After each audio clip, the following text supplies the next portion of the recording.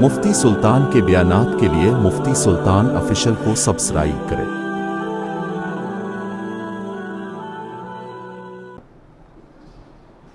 بارہواں پارہ سورہ یوسف، قرآن کریم میں سب سے بہترین صورت، سب سے خوبصورت واقعہ، سب سے خوبصورت قصہ سورہ یوسف، حضرت یوسف علیہ السلام کا ہے۔ یہ میں نہیں کہہ رہا، یہ اللہ کہہ رہے ہیں۔ احسن القصص، اللہ نے اس کو کیا کہا؟ قصوں میں سب سے خوبصورت قصہ، قصوں میں سب سے خوبصورت قصہ۔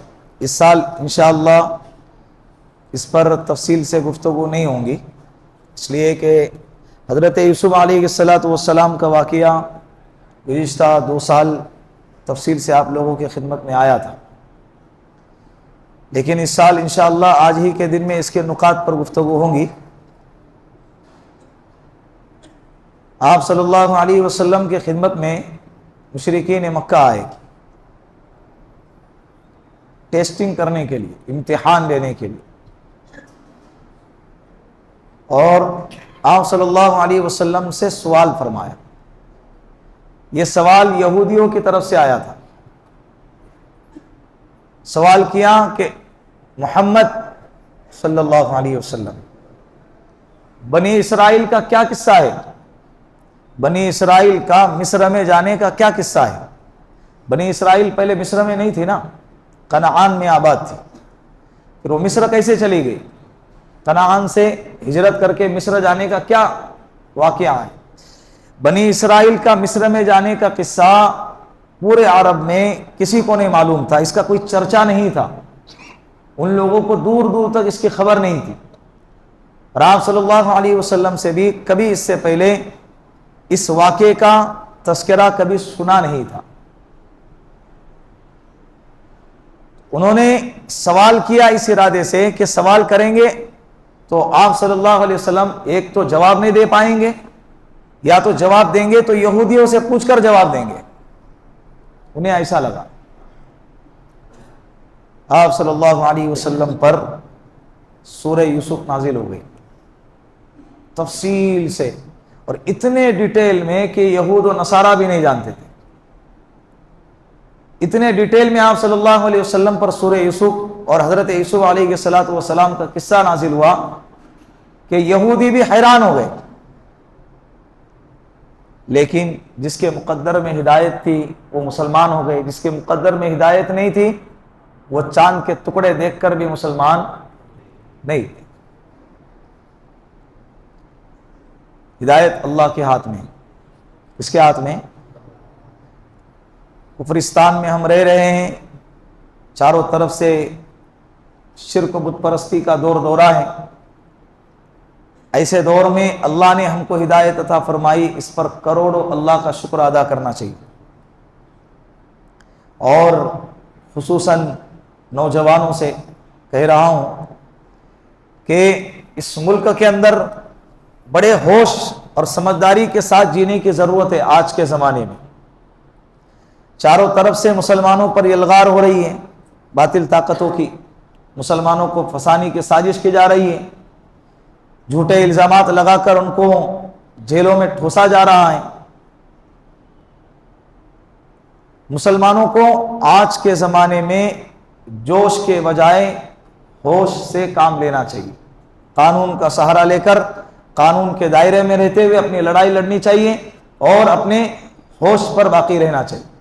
وہ لوگ چاہتے ہی یہی ہے کہ مسلمان بھڑکے، مسلمان کو اشتعال دلائے، جوش دلائے، اور یہ باہر نکل آئے۔ ایک نیوز اینکر نے کہا نا، اس کو جب چینل سے نکالا گیا تو اس نے کہا کہ مسلمانوں کو دیکھ کر باقاعدہ رپورٹ بنائی جاتی ہے، اگر بڑے سے بڑا میٹر ہے اور اس میں اگر کوئی مسلمان نہیں ہے تو اس میٹر کو دبا دیا جاتا ہے، اور اگر میٹر چھوٹا سے چھوٹا بھی ہے، نام اگر اچھل گیا اور اس میں کسی کا نام مسلمان آ گیا تو اس کو میٹر کو اچھالا جاتا ہے۔ رات دن میڈیا پر روٹیاں سیکتے رہتے ہیں۔ مسلمانوں کے ذریعے تو دنیا چل رہی ہے، اللہ کا شکر ہے، اس کے ذریعے سے مسلمانوں کے ذریعے سے ہی دنیا چل رہی ہے۔ اور قیامت تک چلتی رہیں گے انشاءاللہ. مسلمان ختم تو دنیا ختم. لا تقوم الساعة حتى يقال في الارض اللہ اللہ. اللہ کے رسول صلی اللہ علیہ وسلم نے فرمایا قیامت اس وقت تک نہیں آ سکتی جب تک کہ اس روئے زمین پر اللہ اللہ کہنے والا باقی ہے. اس نے پھر آگے کہا وہ رپورٹر نے کہ دلی میں ایک میٹر ہوا تھا, 5 لوگ ایک جرم میں پکڑے گئے, اس میں ایک بندہ مسلمان کا تھا, 4 غیر مسلم کے تھے.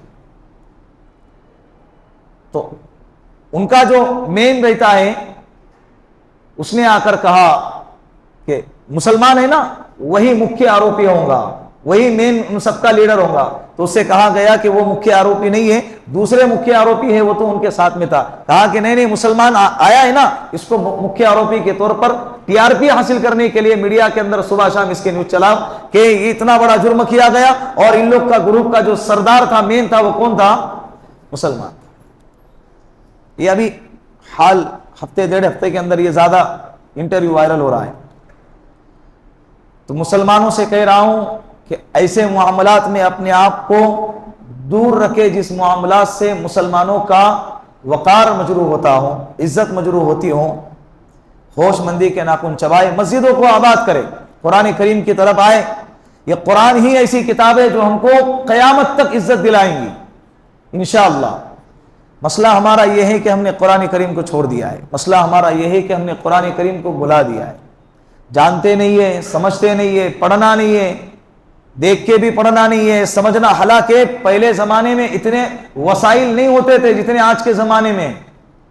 ہر ایک کے جیب میں موبائل ہے, ہر ایک کے موبائل کے اندر قرآن کریم, اس کے تفاسیر ہم حاصل کر سکتے ہیں. اس کے باوجود ہم کو پڑھنا نہیں آتا ہے. کتنے دور ہے بولو. پھر پستی اور ذلت کا شکار نہیں ہوں گے تو اور کیا ہوگا. وہ معزز تھے زمانے میں مسلمان ہو کر, اور ہم خوار ہوئے تاریخ قرآن ہو کر. مسلمان قرآن کو چھوڑا, ذلیل ہو گیا, اور ذلیل ہو رہا ہے. لوگ کہیں گے کہ یار قرآن پڑھیں گے تو عزت کیسے پائیں گے؟ پڑھ کر دیکھو, پڑھ کر دیکھو. صحابہ کرام کے پاس کیا تھا؟ جنہیں ہوتا تھا کافور پہ نمک کا دھوکہ. نمک, کافور کو دیکھ کر نمک سمجھتے تھے. اتنی سادی زندگی تھی ان کی, لیکن ملک روم کو فتح کیا, فارس کو فتح کیا, عراق کو فتح کیا. کیا بات تھی, یہی تو تھا, دوسرا اور کیا تھا. پتلی روٹی کو دیکھ کر رومال سمجھ بیٹھے, اتنے بھولے والے تھے. بادشاہ کے دربار میں نیزہ لے کر چلے, اس کے قالین کو چیرتے ہوئے پھاڑتے ہوئے آگے نکل گئے ہرقل کے دربار.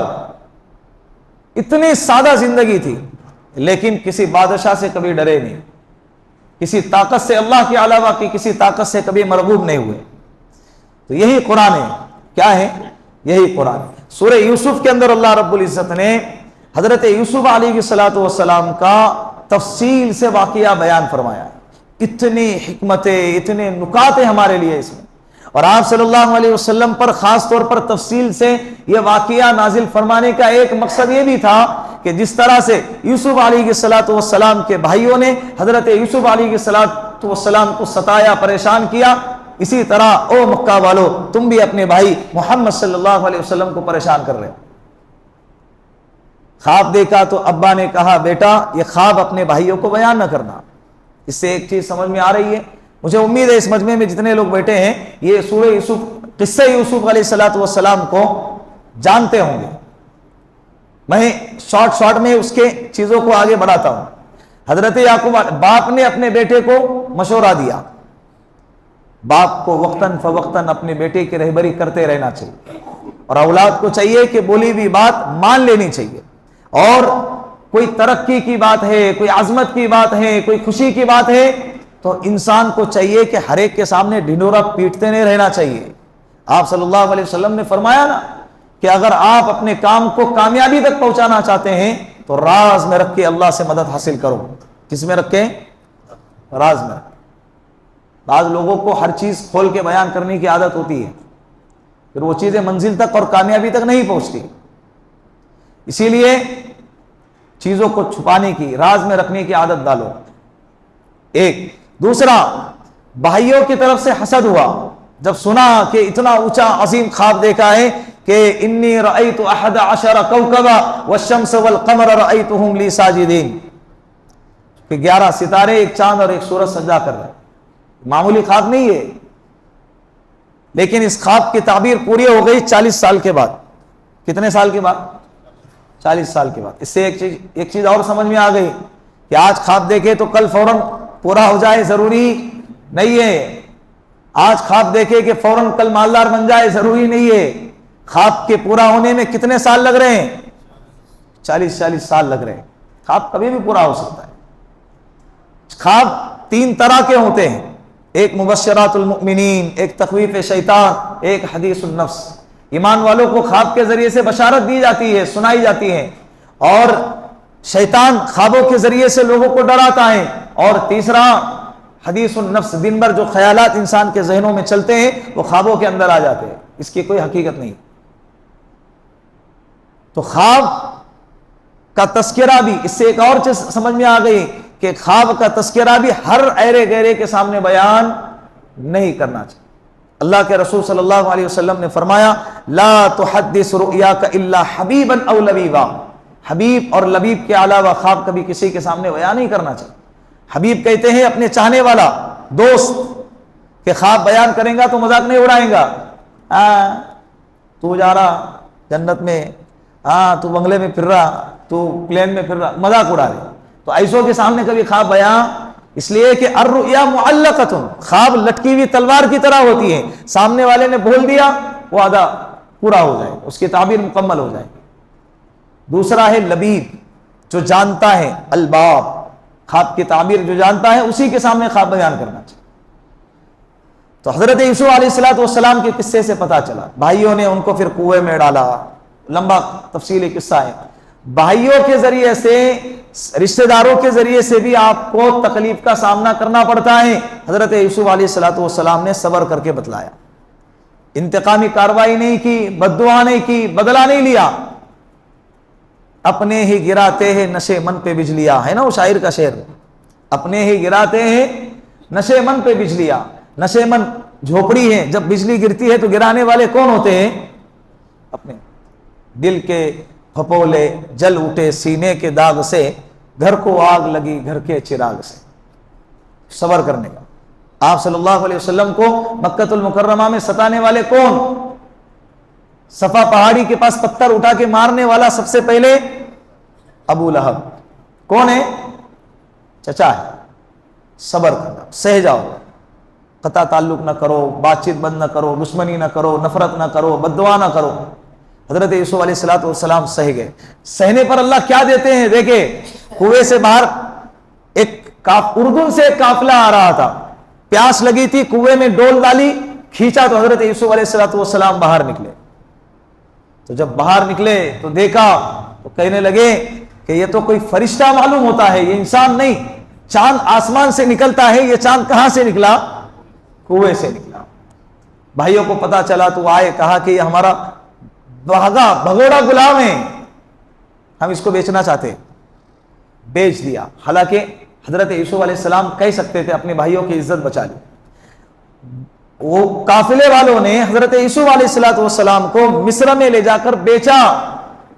عزت نفس کے ساتھ کھلواڑ ہو رہا ہے، سیلف ریسپیکٹ کو کیا ہو ٹھیس پہنچ رہی ہے. ہوگا کبھی، صبر کرو. آگے اللہ نے آپ کے لیے کیا رکھا ہے آپ نہیں جانتے. اللہ نے آپ کے لیے کیا مقام، کیا مرتبہ رکھا ہے آپ اس کا اندازہ بھی نہیں لگا سکتے. مصر میں بیچا گیا، عزیز مصر نے خریدا، اور خریدنے کے بعد بیٹا بنا لیا. کیا بنا لیا؟ بیٹا بنا لیا. بعد میں عزیز مصر کے بیوی کے فتنے میں مبتلا ہو گئے. فتنے میں مبتلا کیسے ہو گئے؟ حضرت یوسف علیہ السلام کو اللہ نے غضب کا حسن عطا فرمایا تھا، غضب کی خوبصورتی عطا فرمائی تھی. چہرے پر کپڑا ڈھانک کر چلا کرتے تھے حضرت یوسف علیہ السلام، اور ان کے حسن کا تذکرہ بھی موجود ہے حدیث پاک میں، قرآن کریم میں. تو فرعون کی عزیز مصر کی بیوی حضرت یوسف علیہ السلام پہ فریبتہ ہو گئی، جس کا نام کیا ہے؟ زلیخا. کیا نام ہے؟ زلیخا. دعوت دی. نوجوانوں سے کہہ رہا ہوں ایسی دعوتیں آپ کو بھی آئیں گی. ایسی دعوتیں آپ کو بھی آئیں گی. 7 کمروں کے اندر ایک اور کمرہ, 7 کمرے بند, تالا لگا ہوا. کیا لگا ہوا؟ تالا لگا ہوا, آسانی سے کھل نہ سکے. 7 کمرے کے دروازے بند ہیں, کوئی دیکھنے والا نہیں, کوئی ٹوکنے والا نہیں. اور دعوت دینے والی کون ہے؟ کوئی غلام اور کوئی باندی نہیں, کوئی کنیزہ نہیں. دعوت دینے والی کون ہے؟ عزیز مصر کی بیوی ہے, اس محل کی ملکہ ہیں. قالت حیت لک, کہنے لگی آ جاؤ, خواہش پوری کرو. جس کمرے میں دعوت دی جا رہی ہے اس کمرے کے اندر بتوں کی تصویریں رکھی ہوئی تھی. زلیخا نے کپڑے کے ذریعے سے تصویروں کو چھپا دیا.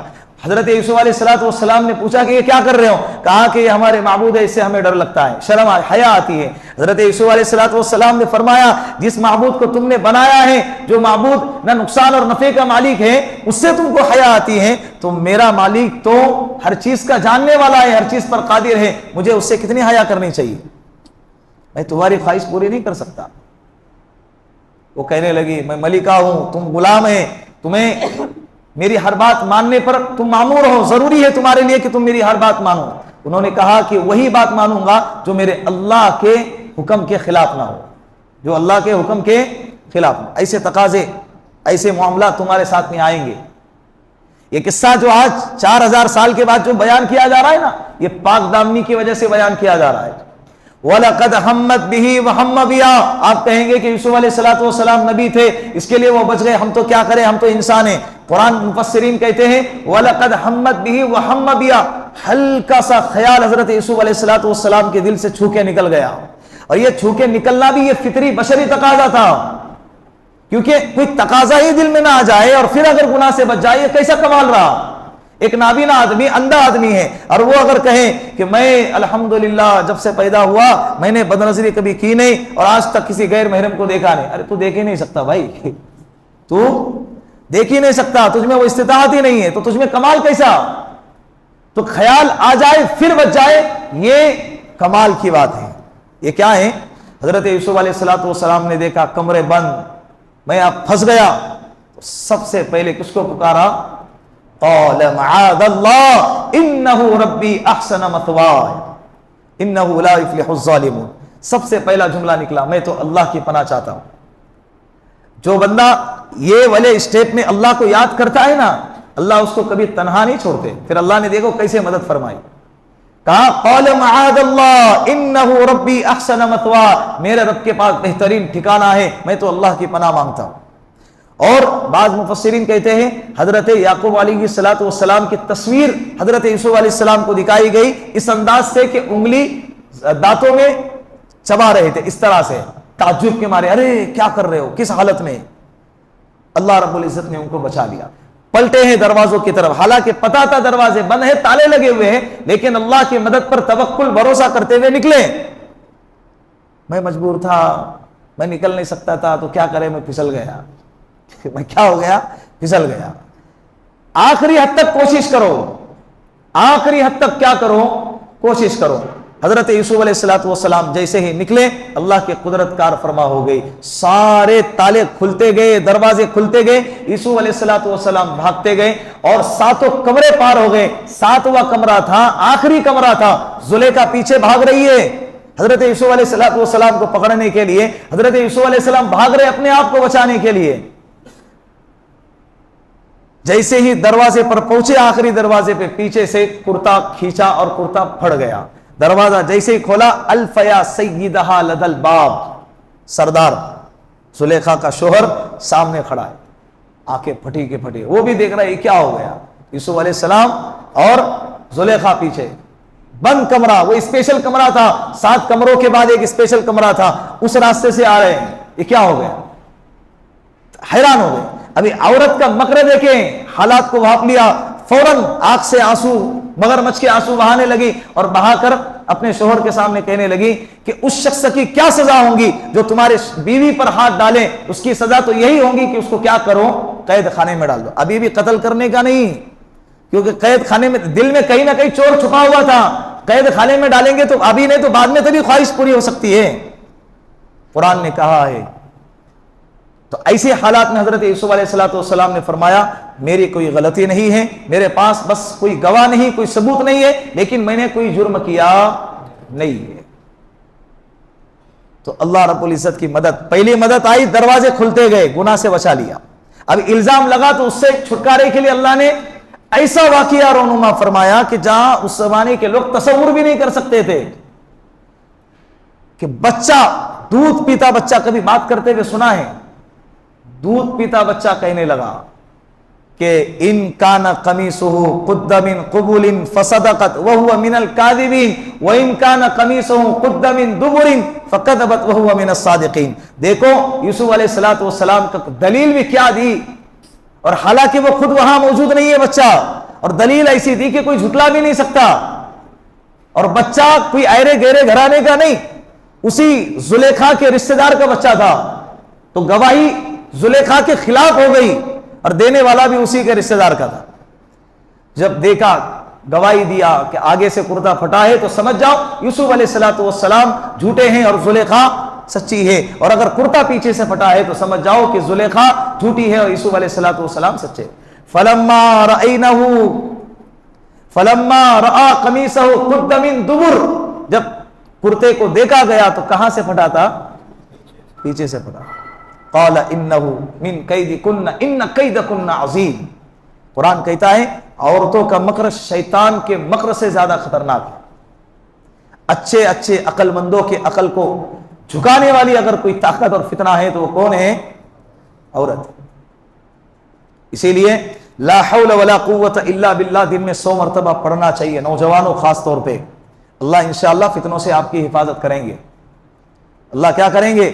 اب اس واقعے کی چرچا ہو گئی پورے مصر کے اندر, لوگ چرچا کیا کر رہے ہیں, عورتیں, ارے یوسف علیہ ایک غلام عزیز مصر کی ملکہ بیوی, اور کس پہ فریفتہ ہو گئی, غلام پہ فریفتہ ہو گئی. غلام تھے نا, چرچا ہونے لگا, غلام پہ فریفتہ ہو گئی. یہ چرچا اتنا عام ہو گیا, زلیخا کے کان تک آئی بات, اس کے عزت نفس پر ٹھیس پہنچی کہ میرے خلاف یہ چرچا ہو رہا ہے.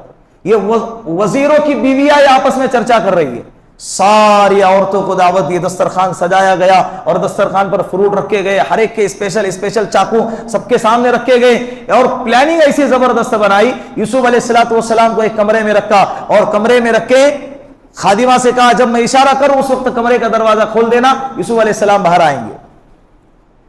ساری عورتوں کو نہیں پتا کہ کیا ہو رہا ہے, کیوں دعوت دی گئی ہے. سب لوگ آئے, جو چیمو گویا کرنے والے تھے سب آ کر بیٹھ گئے, اور جیسے ہی بیٹھ گئے, یعنی وہ یہ بتانا چاہتی تھی کہ میں جس غلام پہ فریفتہ ہوئی ہے وہ معمولی انسان نہیں ہے, اس کے حسن کا لیول عالم دیکھو کیا ہے, تم بھی دیکھیں گے تو حیران ہو جاؤ گے. دسترخوان سجایا گیا, پھل سب کے سامنے رکھے گئے, اور سب کے ہاتھ میں چھری دی گئی. فلما رأینہ اکبرنہ وقطعن ایدیہن, اشارہ کیا, دروازہ کھل گیا. یوسف علیہ السلام آئے, سب سے پہلے اشارہ کیا کہ کھاؤ.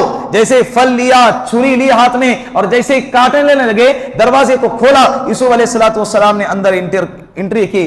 جیسے ہی یوسف علیہ السلام اندر داخل ہو گئے, ساری عورتوں نے, اچانک جب گھر میں کوئی آتا ہے تو کھاتے ہوئے نظر اٹھتی ہے نا, تو سب کی نظریں ایک ساتھ حضرت یوسف علیہ السلام کے چہرے پہ گری.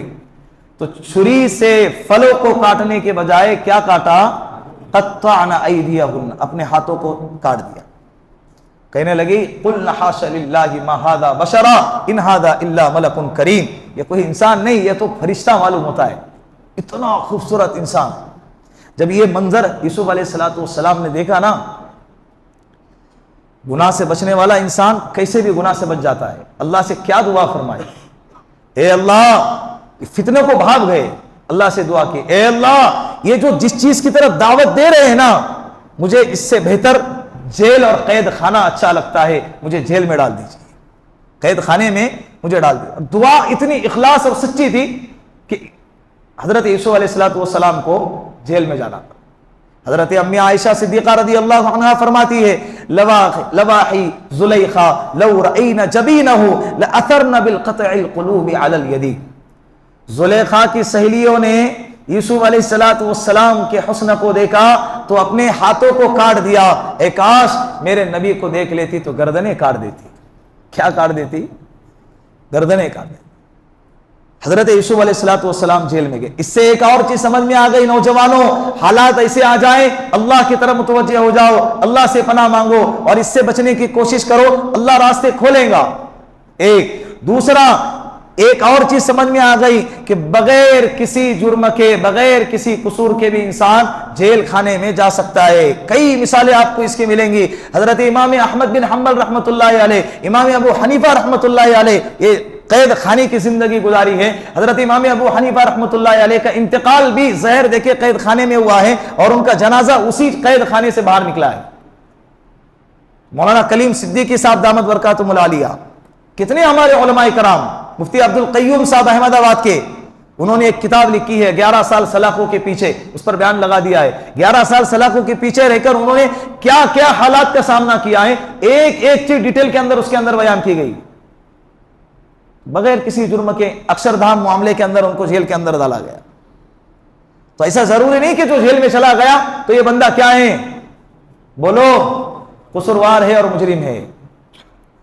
جھوٹے الزامات ابھی تو سلسلہ جاری ہے. جھوٹے ہمارے لیڈروں کو, ہمارے رہنماؤں کو ٹارگٹ کر کے جھوٹے الزامات لگا کے ان کو کاٹ گھسا جا رہا ہے, جیل کے اندر ڈالا جا رہا ہے. اللہ ان سب کی عزت کے ساتھ, عافیت کے ساتھ جلد از جلد رہائی ممکن فرمائے. یوسف علیہ السلام گئے, کتنے سال, 9 سال جیل میں رہے. اللہ کو وہاں بھی ان سے کام لینا تھا. قیدیوں سے اللہ نے قیدیوں میں کام لیا. 2 قیدیوں نے خواب دیکھا, ایک نے دیکھا کہ بھائی میں انگور نچوڑ رہا ہوں, اور ایک نے دیکھا کہ میرے سر پہ روٹی کی ٹوکری ہے اور پرندے آ کے اس سے کھا رہے ہیں. یوسف علیہ السلام کا چہرہ نیک خوبصورت تھا اور بزرگوں کا چہرہ معلوم ہوتا تھا, اور ان کے پاس آ کر اپنا خواب بیان فرمایا. یوسف علیہ السلام نے فرمایا میں تمہارے خواب کی تعبیر بتاؤں گا کھانا آنے سے پہلے, لیکن پہلے میری بات سنو. یا صاحب السجن اارباب متفرقون خیر ام اللہ الواحد القہار. اپنے ساتھیوں سے, قیدی ساتھیوں سے یوسف علیہ السلام پوچھ رہے ہیں کہ تم مجھے بتاؤ کہ ایک واحد قہار اللہ بہتر ہے یا متفرق الگ الگ معبود بہتر ہیں. سب سے پہلے اپنی بات رکھی. داعی ہر جگہ داعی ہوتا ہے, مبلغ ہر جگہ مبلغ ہوتا ہے. یہ نہیں کہ 40 دن نکلے تو داعی, 3 دن نکلے تو داعی, گشت میں بیٹھے تو داعی. داعی ہر جگہ کیا ہوتا ہے, جہاں حالات نظر آئے, جہاں ماحول نظر آ گیا, جہاں ایسی کیفیت اگر نظر آئی کہ جہاں پر دکھتا ہے کہ اللہ کے علاوہ اللہ کے حکم کے خلاف ورزی ہو رہی ہے, شرک بت پرستی ہو رہی ہے, نافرمانی ہو رہی ہے, انسان کو اپنے عمل میں آ جانا چاہیے. ہماری ذمہ داری ہے. کیا ہے ہماری ذمہ داری؟ یوسف علیہ السلام نے دونوں کو خواب کی تعبیر بتا دی. تعبیر بھائی اسے زبردست بتا دی, لیکن یہ نہیں کہا کہ بھائی تعبیر اس طرح سے بتا دی کہ تم دونوں میں سے کسی ایک کو آزادی ملے گی اور تم دونوں میں سے کسی ایک کو موت کی سزا سنائی جائے. انہیں پتا تھا کہ کسے موت کی سزا ہوں گی اور کسے آزادی ہوں گی, لیکن اگر یہ بتا دے تو مرنے والا وقت سے پہلے ہی مر جاتا, اسی لیے ہم نہیں بتایا. وہ تفصیل سے 9 سال جیل میں رہے. اس کے بعد حضرت یوسف علیہ السلام کو جب بادشاہ نے خواب دیکھا, تعبیر پوچھی تو کسی کو تعبیر نہیں آئی. یہ اللہ کی طرف سے تھا, کوئی تعبیر بتانے والا نہیں تھا. تو پھر بادشاہ کا ساقی جو تھا, شراب پلانے والا, جام پلانے والا, اس کو یاد آیا. وہی قید کے اندر جس نے خواب دیکھا تھا, یوسف علیہ السلام نے کہا تھا کہ جو آزاد ہوں گا, وہی ساقی تھا جو بادشاہ کا ساقی بنا. اس کو یاد آیا, اوہو میں نے جیل کے اندر خواب دیکھا تھا, یوسف علیہ السلام نے میری تعبیر فرمائی اور تعبیر پوری ہو گئی. پھر بادشاہ سے کہا بادشاہ سلامت, میں ایک شخص کو جانتا ہوں جو خواب کی تعبیر جانتا ہے اور بہترین طریقے سے جانتا ہے. یوسف علیہ السلام کے بارے میں بتایا. پھر یوسف علیہ السلام کو خط لکھا, انہوں نے خواب کی تعبیر بھی دی اور اس کا حل بھی بتا دیا. وہ خواب بڑا تفصیلی ہے, وہ آپ دیکھ لینا, قرآن کریم میں سورہ یوسف پڑھ لینا. یہ سیریلوں کے اندر جو ہے نا, ابھی آج کل سیریل نکل رہے ہیں, ہمارے اسلاف کے, ہمارے مجاہدین کے ایکٹروں کو لا کر ان کے نام پر سیریل بنائے جا رہے ہیں. نوجوانوں سے کہتا ہوں, حضرت یوسف علیہ السلام کی سیریل, ایک نوجوان کہنے لگا میں برسوں سے یوسف علیہ السلام کی سیریز دیکھ رہا ہوں. ابھی آپ سوچو کہ قرآن کریم میں یوسف علیہ السلام کا تذکرہ ہے, جب بھی یوسف علیہ السلام کا نام آئے گا تو اسی ایکٹر کا شکل ذہن میں آئیں گے نا. یوسف علیہ السلام ایسے نظر آتے تھے, بتاؤ, حالانکہ تصویر کشی تو اسلام میں حرام. اس کو دیکھ کر سورہ یوسف اور قصہ یوسف کو سمجھنے کی کوشش نہ کرو. آپ قرآن پڑھو, آپ کو سمجھ میں آ جائے گا. اس کی تفسیر پڑھو, آپ کو سمجھ میں آ جائے گا. ڈیٹیل میں لکھا ہوا ہے. مدارس کے اندر جلالین میں جب یوسف علیہ سورہ یوسف کا تذکرہ آتا تھا تو اس کی تفسیر جو ہے نا، اس کا سبق مہینوں سبق چلتا تھا، کبھی 1.5 مہینہ، کبھی 2 مہینے تک، آدھا پونے پارے کی تقریباً سورہ یوسف ہے، اور اس کی تفسیر کتنے مہینے چل رہی ہے؟ 2 مہینے تک چل رہی۔ آپ پڑھو، جو دکھایا جا رہا ہے ہو سکتا ہے اس میں 30% سچ ہو اور 70% مرچی مسالہ لگا کر، نمک مرچ لگا کر لوگوں کو دکھانے کے لیے غلط باتیں بیان کی جا رہی، اور آپ اس کو سچ سمجھنے لگے۔ پھر غیروں میں اور ہم میں فرق کیا رہا؟ وہ فلموں کے ذریعے اتہاس کو جاننے کی کوشش کر رہے ہیں، اور ہم بھی وہی کر رہے ہیں۔ ہمارے پاس کتابیں بھری پڑی ہے۔ یوسف علیہ السلام نے خواب کی تعبیر بیان فرمائی، جیسے بادشاہ نے سنا اور خوش ہو گیا، کہا کہ یہ بندہ جیل میں کیوں ہے؟ اس کو تو میرے دربار میں ہونا چاہیے۔ یوسف علیہ السلام کو بلاوا بھیجا۔ حضرت یوسف علیہ السلام نے فرمایا نہیں، میں نہیں آتا، پہلے میں جس کیس میں اندر آیا ہوں اس کی جانچ ہو، پڑتال ہو، اس کو چھانو، ری اوپن کرو، میرے کیس کو، میرے فائل کو اوپن کرو کہ مجھے کس جرم میں ڈالا گیا، کیونکہ یہ نبی ہیں، باہر نکل کے لوگوں کو دعوت دینے والے ہیں، کہیں ایسا نہ ہو کہ جب میں دعوت دینے جاؤں تو وہ کہے کہ اچھا، ارے یہ تو وہی ہے جو کیا ہے، ایک عورت کے فلا کیس کے اندر جیل میں جا کر آیا ہے، کوئی مجھ پر یہ الزام نہ لگائے اور میری دعوت پھیکی پڑ جائے۔ باہر نہیں نکلے۔ پھر جب کیس کو کھولا گیا، زلیخا نے کہا کہ انہ لمن الصادقین، یوسف علیہ السلام سچوں میں سے ہیں، غلطی تو میری تھی۔ اب عزت کے ساتھ باہر نکلے تو یوسف علیہ السلام نے دیکھا اس وقت میں خزانے کا جو وزیر تھا، وزیر خزانہ، وزیر مالیت جس کو کہتے ہیں، کوئی نہیں تھا۔ یوسف علیہ السلام نے درخواست پیش کی کہ مجھے وزیر مالیت بنایا جائے، کیونکہ وہ جانتے تھے کہ یہ خدمت بخوبی میں ہی انجام دے سکتا ہوں۔ اگر آپ میں صلاحیت ہے کسی کام کو انجام دینے کی اور اس پر کوئی ظالم بیٹھا ہے تو ایسے وقت میں عہدہ طلب کرنا جائز ہے، ورنہ اس کے علاوہ عہدہ طلب کرنا جائز نہیں ہے۔ یوسف علیہ السلام وزیر مالیات بنے، بعد میں بادشاہ بنے، پھر ایک 7 سال تک لمبا قحط سالی کا سلسلہ جاری ہوا، اور یہ قحط سالی بارش نہیں، اناج نہیں، غلہ نہیں، یہ سلسلہ اتنا عام ہو گیا کہ جس جگہ پہ یعقوب علیہ السلام رہتے تھے اور ان کے بھائی رہتے تھے وہاں پر بھی غلے کی بہتان ہو گئی۔ تو یعقوب علیہ السلام نے سنا کہ مصر کا ایک بادشاہ ہے جو کیا کرتا ہے، غلہ دیتا ہے لوگوں کو، سستے داموں میں دیتا ہے، بہت رحم دل ہے۔ اپنے بیٹوں کو بھیجا، ایک مرتبہ بھیجا، پھر دوسری مرتبہ بھی بھیجا، لمبا تفصیلی واقعہ ہے۔ دوسری مرتبہ جب بھیجا تو بیٹوں سے یہ نصیحت فرمائی کہ دیکھو تم جا رہے ہو مصر کے اندر تو الگ الگ دروازوں سے داخل ہونا، کیوں 11 بیٹے تھے، کتنے؟ 11 بیٹے ہیں، الگ الگ دروازے سے داخل ہونا۔ وقال یا بنی لا تدخلوا من باب، کہ الگ الگ دروازے سے، کیا مفسرین اس کی حکمت بیان فرماتے ہیں؟ اس کی حکمت یہ تھی کہ کئی ایسا نہ ہو کہ 11 بیٹے ایک دروازے سے داخل ہو جائیں گے، لوگ جب دیکھیں گے تو اچانک 11 بیٹے اور وہ بھی جوان، گبرو جوان، تو کیا ہو جائیں گی؟ نظر بد لگ جائیں گی۔ تو اسی لیے نظر بد، العین حق، نظر کا لگنا حق ہے۔ ہر وقت شیخی بگارنا یہ اچھی بات نہیں ہوتی ہے۔ اللہ نے نعمت یہ دی ہے، ظاہر کرو، لیکن ظاہر کرنے کا بھی ایک طریقہ ہوتا ہے۔ کیا ہوتا ہے؟ تو اسی لیے لوگوں کی بری نظر سے بچانے کے لیے کچھ نعمتوں کو چھپایا کرو اور کچھ نعمتوں کو بتایا کرو۔ حضرت یوسف علیہ السلام کے بھائی آئے، غلہ مانگنے گئے، پھر جب راز فاش ہو گیا کہ جو تختہ پر جو بیٹھا ہے وہ کوئی اور نہیں، وہ کون ہے؟ وہی ہمارا بھائی ہے جس کو ہم نے کنویں میں ڈالا تھا اور غلام سمجھ کے، غلام بنا کے بیچ دیا تھا، اب ان کے سامنے بادشاہ وہ بنے ہیں اور ہم ان کے سامنے گردن جھکا کر کھڑے۔ صبر کرو گے اللہ عزت کی چوٹی پر پہنچائیں گا، ثابت قدم رہو گے اللہ عزت کی چوٹی پہ پہنچائیں گا۔ جنہوں نے تکلیفیں دی ہیں وہ سامنے کھڑے ہیں، اور جس کو تکلیفیں دی اللہ نے ان کو تخت شاہی پر بٹھایا، لیکن کیا معاملہ کیا؟ شرمندہ ہے، گردن جھکائی ہے۔ بہت تفصیلی قصہ ہے، کتنا مختصر کرنے کے باوجود بھی اور لمبا ہوتا جا رہا ہے۔ آپ تصور کریں کہ کتنا خوبصورت قصہ ہوگا۔ بھائیوں نے کہا کہ بھائی ہمیں معاف کر دیجئے، ہم نے غلطی کی ہے۔ یوسف علیہ السلام نے فرمایا لا تثریب علیکم اليوم، جاؤ آج تم پر کوئی پکڑ نہیں ہے۔ ایک جھٹکے میں انہوں نے کیا کر دیا؟ معاف کر، معافی کی صفت اپنے اندر پیدا کرو۔ یہ آپ صلی اللہ علیہ وسلم نے بھی اس پر عمل کیا۔ کیسا عمل کیا؟ فتح مکہ کے موقع پر خانہ کعبہ کے دروازے پر کھڑے ہیں، ایک ایک سے ایک ظلم کا بدلہ لینے پر قادر تھے آپ صلی اللہ علیہ وسلم۔ سب کی گردنیں جھکی ہیں، اللہ کے رسول کے ہاتھ میں تلوار ہے۔ فرمایا بولو تمہارے ساتھ کیا کیا جائے؟ ان لوگوں نے کہا آپ صلی اللہ علیہ وسلم سے کہ آپ تو شریف باپ کے شریف بیٹے ہیں، ہمیں آپ سے معافی کی امید ہے۔ آپ صلی اللہ علیہ وسلم نے فرمایا جاؤ میں بھی آج تم سے وہی کہتا ہوں جو میرے بھائی یوسف علیہ السلام نے اپنے بھائیوں سے کہا، لا تثریب علیکم اليوم، تم پر کوئی پکڑ نہیں ہو۔ معافی اللہ کو بہت پسند ہے۔ کبھی کبھی دل بڑا کر کے کیا کیا کرو، معاف کیا کرو، دل کو سکون ملے گا۔ پھر اللہ حضرت یوسف علیہ السلام نے ابا کے بارے میں پوچھا، کرتا نکالا اور بھائیوں کو کہا کہ جاؤ، میرے ابا رو رو کے آنکھوں کی بینائی ختم ہو گئی تھی، نابینا ہو گئے تھے۔ یعقوب علیہ السلام کہا کہ جاؤ میرے ابا کے آنکھوں پہ رکھو، اللہ ان کو روشنی عطا فرمائے گا، اور میرے ابا کو ادھر لے کر آؤ۔ حضرت یعقوب علیہ السلام اپنے اولاد کے ساتھ، اپنے خاندان، اپنے گھر والوں کے ساتھ مصر کے اندر داخل ہو گئے، امن کے ساتھ داخل ہو گئے۔ کس کے ساتھ؟ امن کے ساتھ داخل۔ حضرت یوسف علیہ السلام تخت پر ہیں۔ اس زمانے کے اندر تعظیمی سجدہ کرنا جائز تھا۔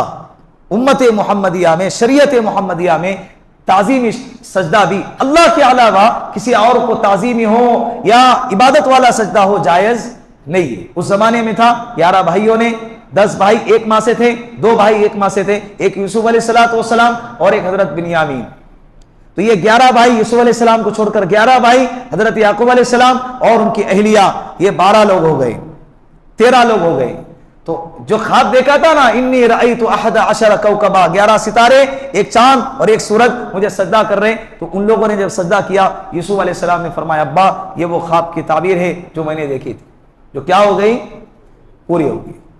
تو یہ یوسف علیہ السلام کا مختصر سا خلاصہ آپ لوگوں کے سامنے بیان کیا۔ اپنے عفت کی، عزت کی حفاظت کرو نوجوانوں، اپنے پاک دامنی کو بچا کے رکھو، انشاءاللہ مزے ہم جنت میں کریں گے۔ 10 منٹ کے لذت کے خاطر اللہ کو ناراض نہ کرو، اپنے آخرت کو تباہ نہ کرو۔ وآخر دعوانا ان الحمد للہ رب العالمین۔